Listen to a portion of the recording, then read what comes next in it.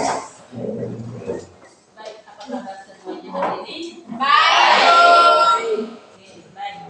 Sebelum kita mulai kegiatan pembelajaran kita pagi ini, tentunya kita harus berdoa dan itu diminta satu orang untuk memimpin kita di dalam doa.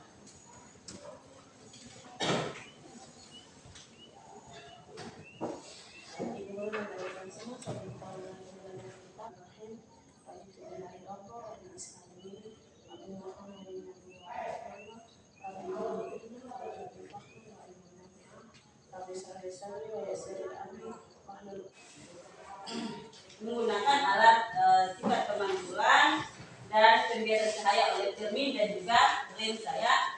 Jadi kita masuk pada materi dasar 3.11. Mempelajarinya kalian bisa mengidentifikasi penggunaan alat-alat optik dalam kehidupan sehari-hari. Jadi bagaimana kita bisa mengidentifikasi penggunaan alat-alat optik ya.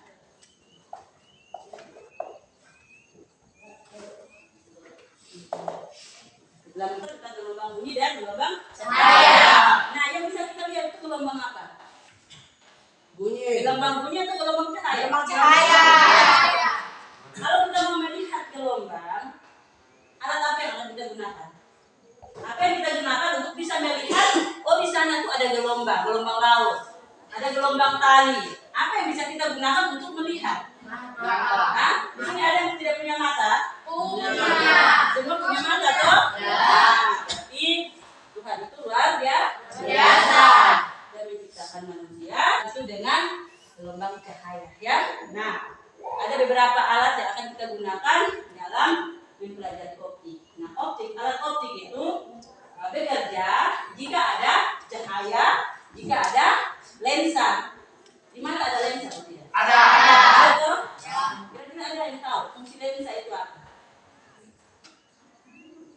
Ya, sebentar kita akan lihat ketika kita sama-sama belajar bersama ya. Lihat pada punya bahan ajar yang ada. Kemudian tidak terjadi pada bidang kasar. Contohnya tanah, batu atau kayu. Dia punya cahayanya nanti berbau ya dan tidak searah. Seperti itu. Kalau cermin atau kaca dia akan lurus, dia satu arah, gitu ya. Oke. Selanjutnya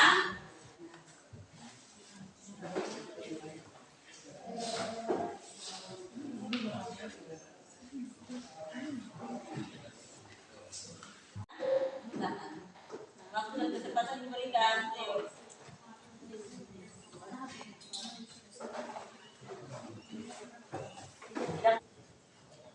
Mata dekat karena hanya dapat melihat jelas benda-benda yang dekat. Agar dapat melihat benda-benda jauh dengan jelas, penderita miopi harus dibantu hipermetropi atau rabun dekat. Disebut juga mata jauh karena hanya dapat melihat jelas benda-benda yang jauh. Agar bayangan jauh tepat di retina harus dibantu dengan kacamata positif atau berlensa cembung. Presbiopi tidak dapat melihat benda jauh dengan jelas dan juga tidak dapat membaca pada jarak baca normal. Penderita presbiopi dapat dibantu dengan kacamata berlensa rangkap atau bifokal. Yang keempat, astigmatisme. Gangguan penglihatan astigmatisme disebabkan oleh kornea mata yang tidak spheric. Oke, kelompok selanjutnya kelompok 2 untuk kamera sedang bersiapkan diri untuk Terima kasih atas kesempatan dan waktu yang sudah diberikan kepada kami. Kelompok 2, di sini kami akan mempresentasikan hasil kerja kami, yaitu bagian-bagian fungsi dari kamera dan kepada pemateri untuk membaca hasil kerja kami. Aksesoris tambahan seperti flash lighting, mikrofon, dan berbagai aksesoris kamera lainnya. Yang kedua, pemilih mode. Tombol ini berfungsi untuk mengatur mode pengambilan gambar pada kamera. Yang ketiga, bagian tombol lampu kilat sebagai sumber cahaya sesaat yang bisa menjadikan objek foto lebih dari akan pada lensa sehingga jumlah cahaya matahari yang pekat ke dalam lensa akan berkurang. Yang kedua, objek lensa. Objek lensa fungsinya untuk melihat objek yang cukup dekat. Dan menyangkut dengan alat optik, mata, kamera, lux, dan terobong yang ibu perhatikan, ada beberapa bagian beberapa itu dia bekerja ketika ada cahaya dan juga ada lensa. Itu tadi punya peran penting bagi alat optik. Kenapa? Karena fungsi lensa itu untuk memfokuskan cahaya. Dan ketika kita melihat ada objek di depan, kemudian ada dikenai cahaya, maka ketika mata kita melihat bahwa itu ada objek, maka akan kita punya mata itu akan menerima, kemudian memfokuskan cahaya yang masuk ke lensa, kemudian ditransmisikan menuju ke kita punya retina mata seperti yang dijelaskan. Kerja kamera itu hampir sama ya. Kenapa? Karena sifat yang dibentuk di situ adalah nyata, terbalik, dan apa? Tadi sifat kerja dari mata tadi, nyata, terbalik, dan diperbesar. Ya.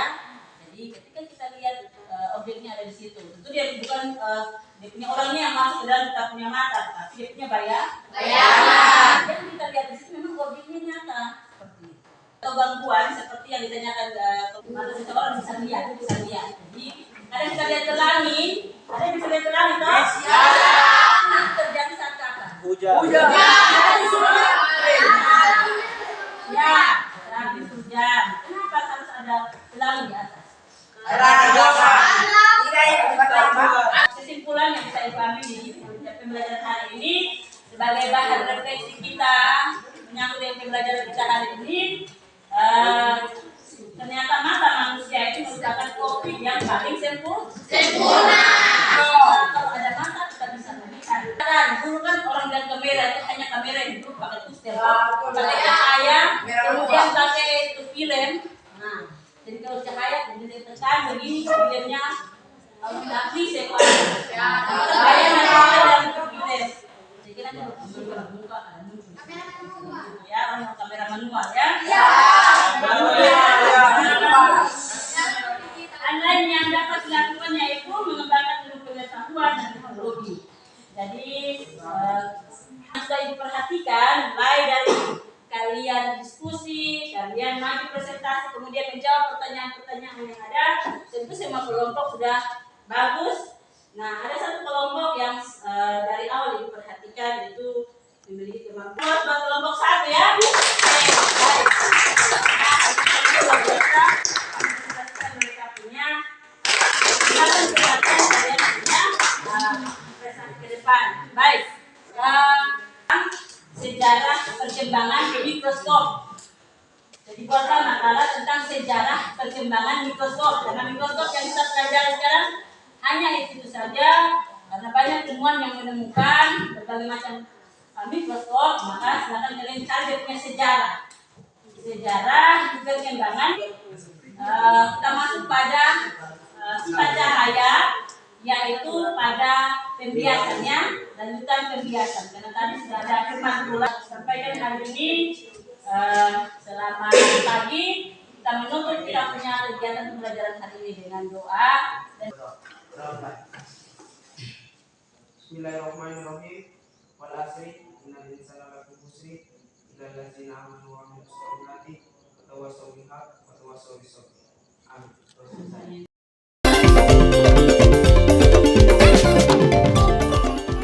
Ketika tadi di kelas, bagaimana menurut Ibu? Apakah Ibu merasa senang atau seperti apa? Mungkin Ibu bisa ceritakan tadi di kelas itu. Oke, baik, terima kasih. Seperti yang ditanyakan tadi bahwa untuk perasaan senang, memang saya sangat senang ya berguru karena dengan adanya proses pembelajaran seperti tadi, apalagi menggunakan 5 komponen tadi, Di dalam RPP tadi itu kan saya gunakan 2, jadi saya merasakan ada perubahan yang terjadi sehingga sangat senang sekali. Iya. Mudah-mudahan kedepannya saya bisa kembangkan lagi. Iya, baik. Jadi ini RPP Ibu. Ya. Jadi memang tadi saya lihat itu kelasnya aktif, Ibu mengajar itu menggunakan bahasa yang konstruktif, kemudian RPP juga saya lihat tadi Ibu mengajar itu ada muncul KSE di dalam. Jadi di dalam guru penggerak pendidikan guru penggerak kami itu harapannya Bapak Ibu guru membuat RPP itu muncul kesadaran sosial emosional buat susunan RPP itu. Luar biasa Ibu. Kira-kira Ibu saya mau tanya ini dalam kegiatan proses pembelajaran tadi di kelas itu Ibu catatan atau refleksi dari Ibu itu seperti apa Ibu? Ada catatan buat refleksi Ibu dalam kegiatan proses pembelajaran? Dalam proses pembelajaran tadi memang ada refleksi di situ, di mana anak-anak itu diarahkan untuk selalu bersyukur, bagaimana menghargai dan mensyukuri apa yang sudah Tuhan ciptakannya. Sesuai dengan materi tadi menyangkut dengan alat optik, bahwa kita punya mata kita harus gunakan dengan baik. Tuh. Karena kita manusia diciptakan sempurna ya, bagus seperti itu. Ya, baik. Rencana tindak lanjut ke depan. Told me that it's gold free. I wanna touch everything.